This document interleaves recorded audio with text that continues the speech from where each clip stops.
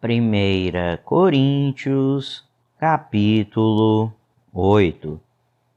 Com respeito aos alimentos sacrificados aos ídolos, sabemos que todos temos conhecimento.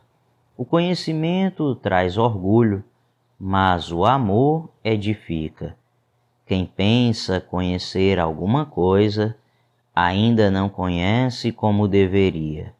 Mas quem ama a Deus, este é conhecido por Deus. Portanto, em relação ao alimento sacrificado aos ídolos, sabemos que o ídolo não significa nada no mundo e que só existe um Deus. Pois, mesmo que haja os chamados deuses, quer no céu, quer na terra, como de fato há muitos deuses e muitos senhores, para nós, porém, há um único Deus, o Pai, de quem vêm todas as coisas e para quem vivemos, e um só Senhor, Jesus Cristo, por meio de quem vieram todas as coisas e por meio de quem vivemos. Contudo, nem todos têm esse conhecimento. Alguns, ainda habituados com os ídolos, comem esse alimento como se fosse um sacrifício idólatra. Como a consciência deles é fraca, fica contaminada. A comida, porém, não nos torna aceitáveis diante de Deus. Não seremos piores se não comermos, nem melhores se comermos. Contudo, tenham cuidado para que o exercício da liberdade de vocês não se torne uma pedra de tropeço para os fracos. Pois, se alguém que tem a consciência fraca vir você, que tem esse conhecimento, comer num templo de ídolos, não será induzido a comer do que foi sacrificado a ídolos? Assim, esse irmão fraco, por quem Cristo morreu, é destruído por causa do conhecimento que você tem. Quando você peca contra seus irmãos dessa maneira, ferindo a consciência fraca deles, peca contra Cristo. Portanto, se aquilo que eu como leva o meu irmão a pecar, nunca mais comerei carne, para não fazer meu irmão tropeçar. 1 Coríntios, capítulo 9. Não sou livre? Não sou apóstolo? Não vi Jesus, nosso Senhor? Não são vocês resultado do meu trabalho no Senhor? Ainda que eu não seja apóstolo para outros, certamente o sou para vocês, pois vocês são o selo do meu apostolado no Senhor. Essa é minha defesa diante daqueles que me julgam.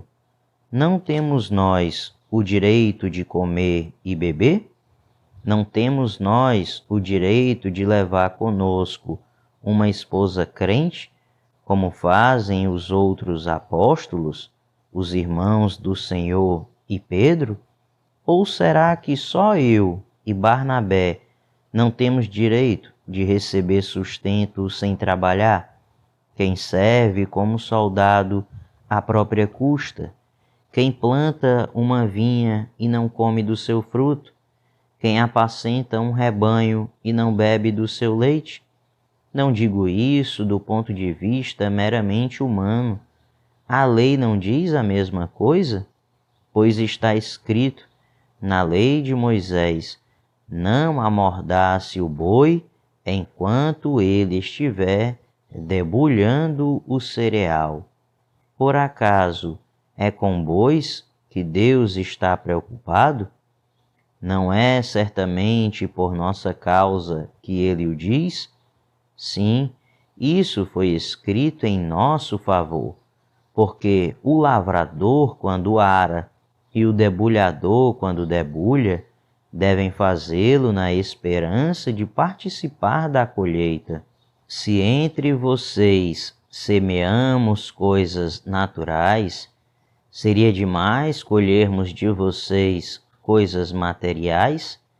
Se outros têm direito de ser sustentados por vocês, não o temos nós ainda mais? Mas nós nunca usamos desse direito. Ao contrário, suportamos tudo para não pôr obstáculo algum ao Evangelho de Cristo. Vocês não sabem que aqueles que trabalham no templo alimentam-se das coisas do templo e que os que servem diante do altar participam do que é oferecido no altar? Da mesma forma, o Senhor ordenou àqueles que pregam o Evangelho que vivam do Evangelho. Mas eu não tenho usado de nenhum desses direitos. Não estou escrevendo na esperança de que vocês façam isso por mim. Prefiro morrer a permitir que alguém me prive deste meu orgulho.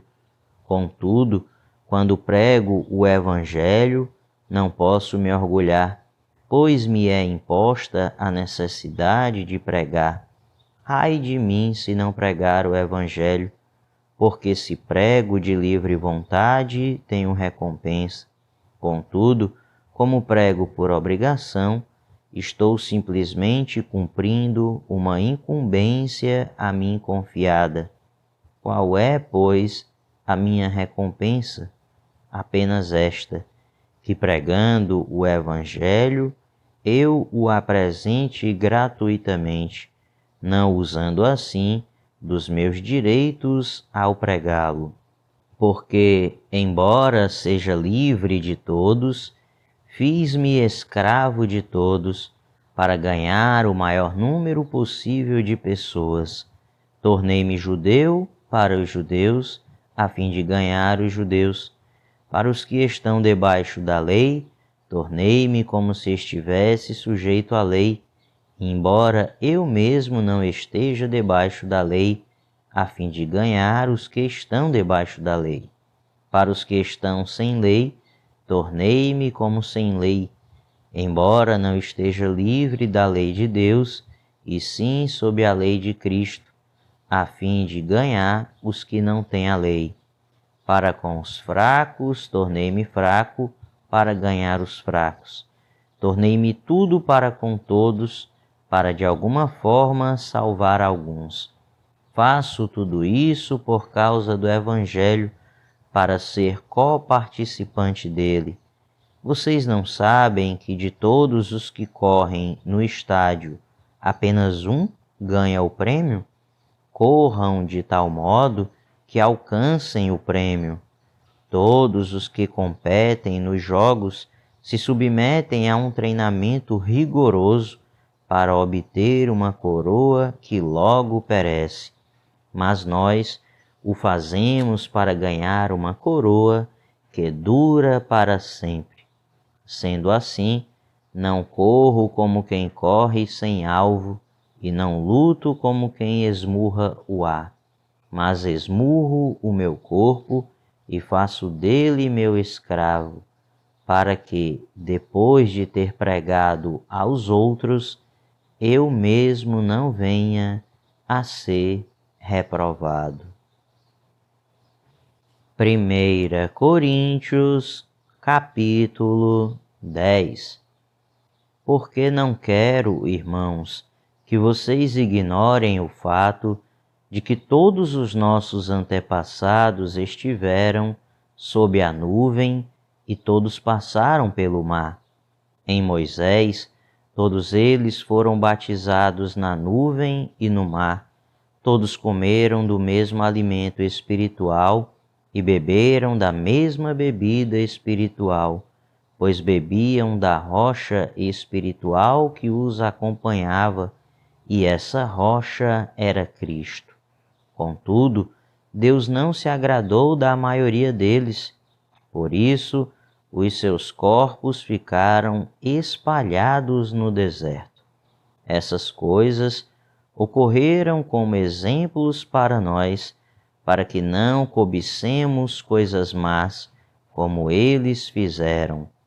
Não sejam idólatras, como alguns deles foram, conforme está escrito: o povo se assentou para comer e beber, e levantou-se para se entregar à farra. Não pratiquemos imoralidade, como alguns deles fizeram, e num só dia morreram 23.000.